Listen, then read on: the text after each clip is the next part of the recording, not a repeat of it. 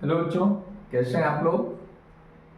बच्चों, I hope all of you are very well और आप सभी व्यस्त होंगे, मस्त होंगे, बहुत अच्छे से होंगे।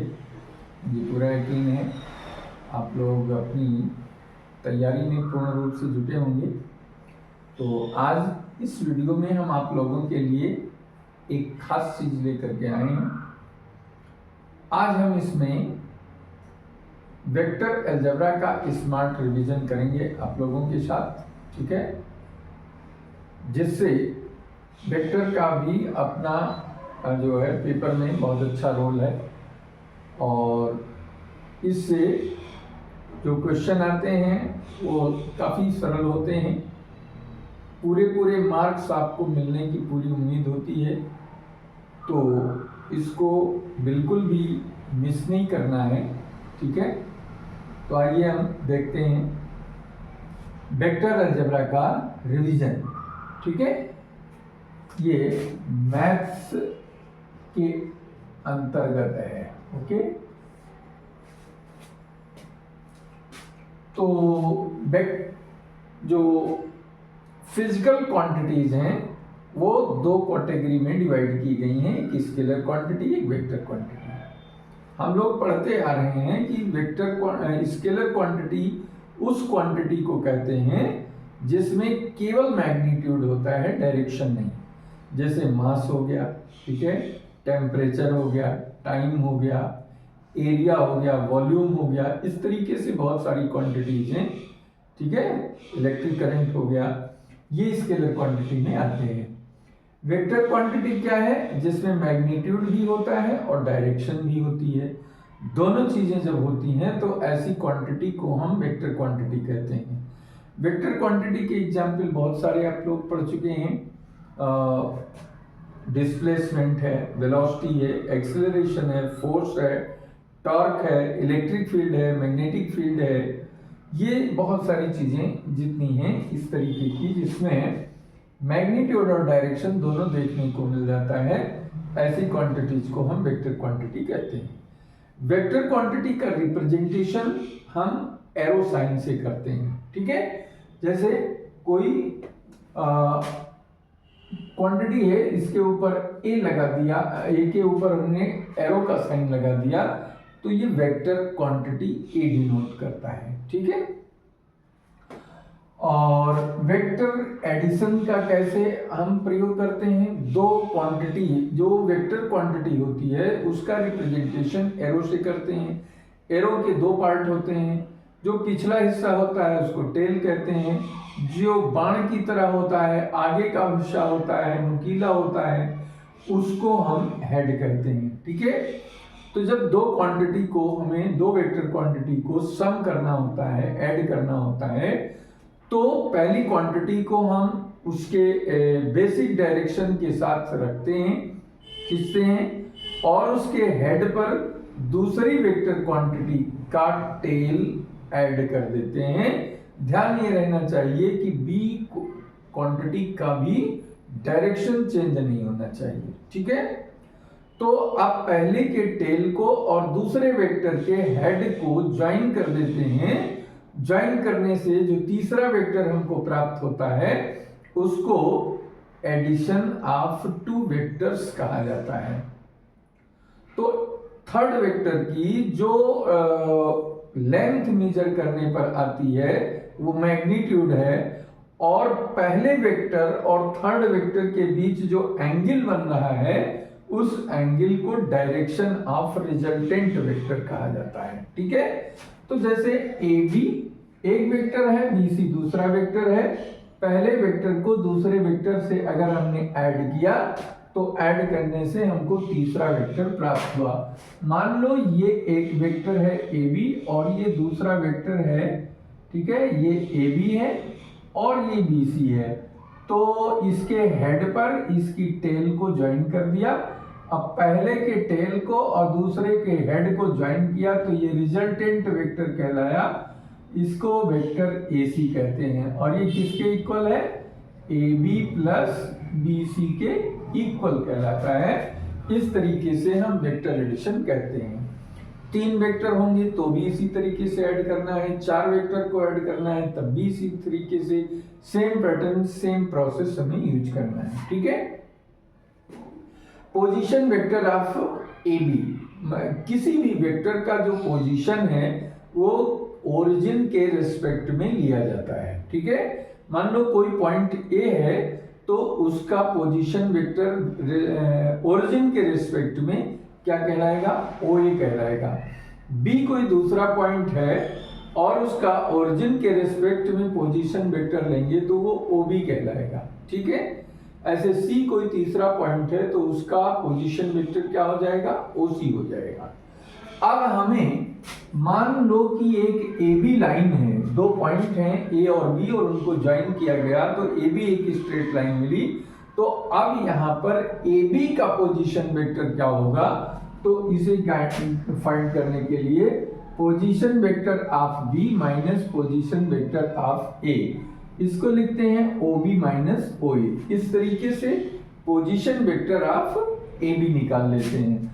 अगर इसी चीज को हमें ये कहा जाए कि position vector of B A निकालिए तब क्या करोगे, तब ये होगा position vector of A minus position vector of B.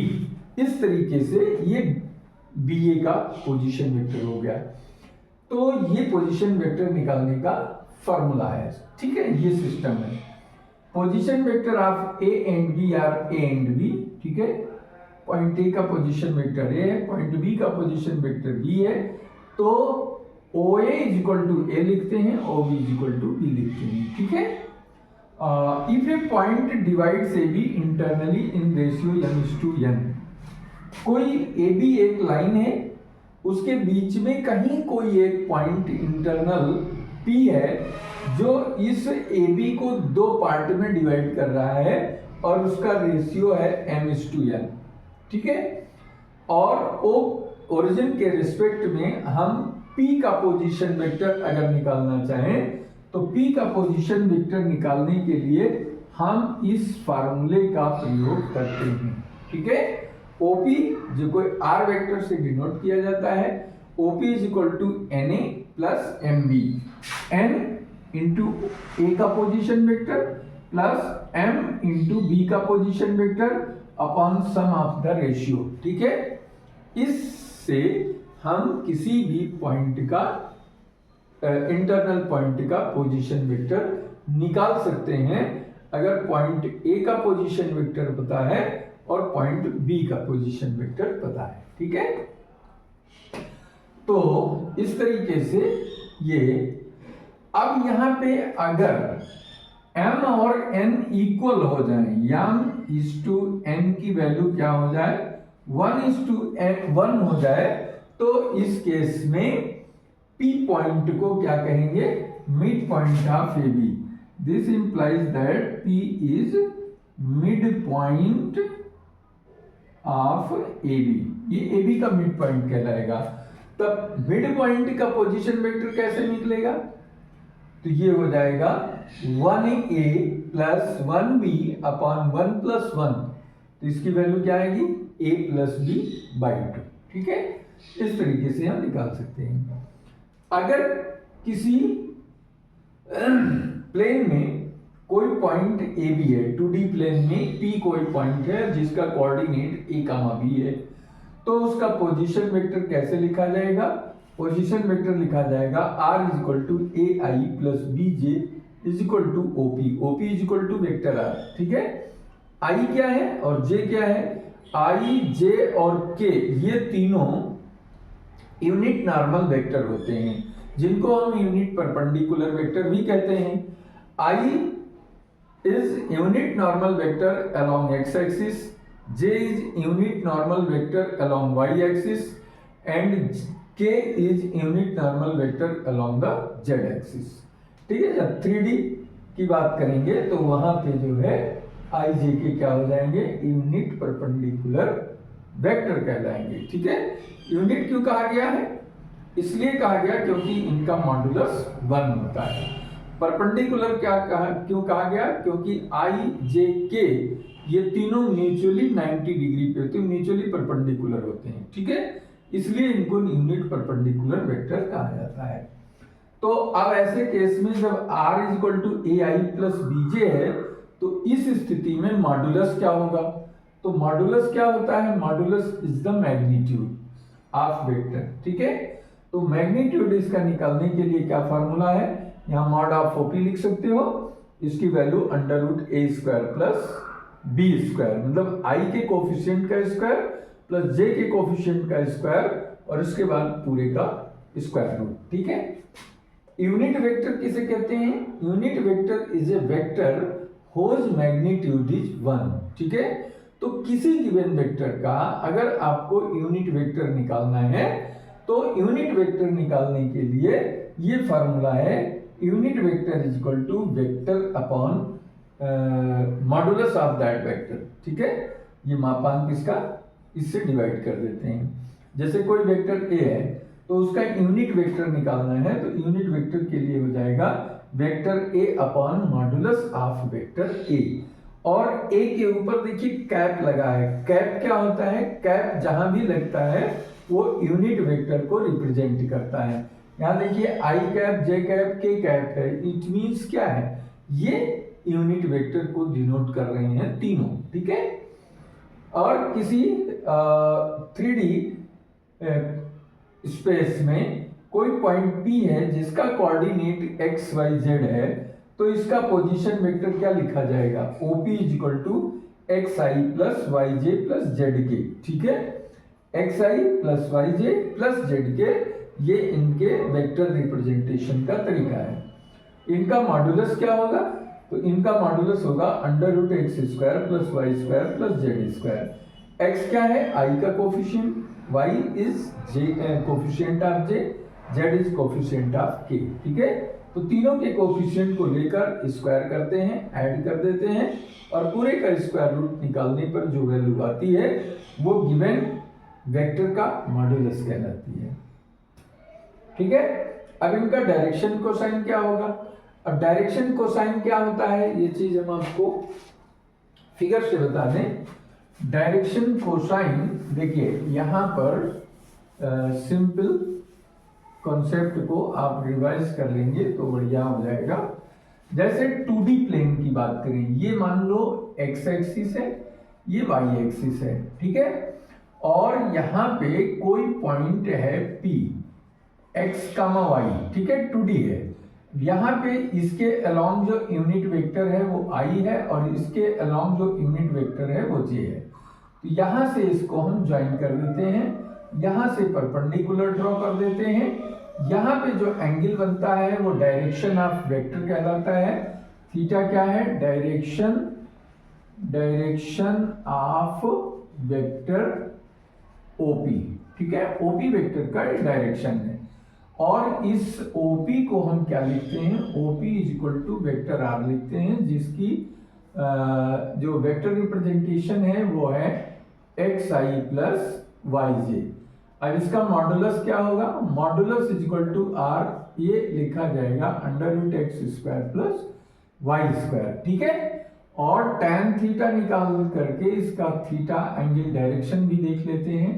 तो परपेंडिकुलर PN अपॉन ON। ठीक है, ये y अपॉन एक्स यानी theta is equal to tan inverse y upon X. इससे जो है वेक्टर की डायरेक्शन माने दिशा, उसका एंगल और एक्स एक्सिस से पता चल जाता है कितने एंगल पे वेक्टर काम कर रहा है। ठीक है, अब इसके बाद तीसरी चीज जो यहाँ आती है वो है, मान लो हमारे पास 3D प्लेन है, ये एक्स एक्सिस है, ये वाई एक्सिस है और ये जेड एक्सिस है। यहाँ पे कोई पॉइंट P है जिसका कोऑर्डिनेट एक्स वाई जेड है। इसको हम ओरिजिन से मिला दें तो ये इस डायरेक्शन में जो यूनिट वेक्टर है वो I है, इस डायरेक्शन में J है और इस डायरेक्शन में Z की डायरेक्शन में यूनिट नॉर्मल वेक्टर K है। तो ये वेक्टर OP जो है वो x एक्सिस से जो एंगल बनाता है उसको हम अल्फा कहते हैं, y एक्सिस के साथ जो एंगल बनाता है उसको बीटा कहते हैं और x एक्सिस के साथ जो ये z एक्सिस के साथ जो एंगल बनता है उसको हम गामा कहते हैं। तो यहाँ पर इन एंगल्स का जो कोसाइन है, cos alpha, cos beta, cos gamma, ये जो है ये आर कॉल्ड डायरेक्शन कोसाइंस। इनको हम डायरेक्शन कोसाइंस कहते हैं और इनको हम एल से डिनोट करते हैं कॉस अल्फा को, एम को डिनोट करते हैं एम से कॉस बीटा को और एन से डिनोट करते हैं कॉस गामा को। ठीक है, तो ये चीज जो है, अब कॉस अल्फा निकालने के लिए क्या फॉर्मूला है यहाँ, x upon R, cos beta निकालने के लिए y अपॉन आर और कॉस गामा निकालने के लिए z अपॉन आर। ठीक है, अब यहाँ पे ओपी वेक्टर क्या है, ओपी वेक्टर जो लिखोगे वो लिखोगे इस तरीके से, x I plus Y J plus Z के। अब इनका मॉडुलस अगर निकालना है, मैग्नीट्यूड निकालना है, तो क्या लिखोगे, अंडर रूट के according X square plus Y square plus Z square, इससे मैग्नीट्यूड आ जाएगा। तो ये चीज हमको विशेष रूप से ध्यान में रखना है। इससे मैग्नीट्यूड भी निकाल सकते हो, डायरेक्शन कोसाइंस भी निकाल सकते हो। और डायरेक्शन कोसाइंस में जो आपस का रिलेशन है वो निकालते हैं relation between cos alpha, cos beta, cos gamma. क्या हो जाता है, cos square alpha plus cos square beta plus cos square gamma. ये क्या बनेगा, x square upon are square plus Y square upon are square plus Z square upon are square. LCM हो गया r square, ऊपर आया x square plus Y square plus Z square. इसका square करोगे तो x square plus Y square plus Z square equal to बनेगा R square upon are square. ये cut जाएगा, इक्वल टू 1 आएगा। इसलिए इसको लिखते हैं cos square alpha plus cos square beta plus cos square gamma equal to 1, या फिर इसको L square plus M square plus N square equal to 1 लिखते हैं। तो ये है बेसिक 2D में इन चीजों को सॉल्व करने का तरीका। ठीक है, तो ये मेरे ख्याल से आपको इतनी चीजें तो निश्चित रूप से समझ में आ गई होंगी। ठीक है, यूनिट वेक्टर मतलब जिसका मैग्नीट्यूड 1 होता है, और यूनिट वेक्टर को डिनोट करने के लिए कैप का यूज करते हैं। कैप जहां भी लगा होगा वो समझ में आ जाना चाहिए कि ये वेक्टर यूनिट वेक्टर है। ठीक है, तो ये रहा बेसिक चीजें इसमें जो हमने आपको बताई। और एक चीज और, जैसे मान लो कि कोई ट्रायंगल दे रखा है, ट्रायंगल आपका है ए बी सी। ए का पोजीशन वेक्टर ए है, बी का पोजीशन वेक्टर सी है, बी है, और सी का पोजीशन वेक्टर सी है। तो इसका जो सेंट्रॉयड होता है, सेंट्रॉयड का पोजीशन वेक्टर लिखते हैं, position vector of centroid. Centroid का पोजीशन वेक्टर लिखते हैं vector a plus vector b plus vector c upon 3। ठीक है, कैसे आता है, ये लाने के लिए हम यहाँ से इसका मीडियन ड्रॉ करते हैं, और इस मीडियन पर ये जो है जी सेंट्रॉयड लाई करता है। जी जो है ये डिवाइड करता है डीसी को, डीसी को डिवाइड करता है किसमें, 2:1 में। ठीक है, 2:1 में ये डिवाइड करता है डीसी को, 2:1 में डिवाइड करता है। ठीक है, डिवाइड करता है। तो अब ऐसी स्थिति में पोजीशन वेक्टर ऑफ डी क्या हो जाएगा, ये लिखोगे OD vector is equal to vector a plus vector b upon 2, क्योंकि ये मिड पॉइंट है। कोई भी मीडियन अपोजिट साइड को मिड पॉइंट पर कट करती है। अब इसके बाद चूंकि ये जी जो है वो डीसी को 2:1 में डिवाइड करता है, तो ओजी क्या लिखोगे, वेक्टर ओजी यानी पोजीशन वेक्टर ऑफ जी क्या लिखोगे, OG is equal to twice of OD plus 1 into OC upon 2 plus 1, ये कौन सा रेशियो लगा? M A plus M B plus N A upon M plus N, उसी फार्मूले को लगाया गया। तो 2 इंटू ये हो गया A plus B by 2 plus 1 into C, vector C हो गया इसका पोजीशन वेक्टर, और यहाँ पे 3, इस 2 से इस 2 को कट करोगे तो ओजी वेक्टर जो आएगा वो vector a plus vector b plus vector c upon 3, ये position vector of centroid of triangle कहलाएगा। इस तरीके से ये चीजें भी आपको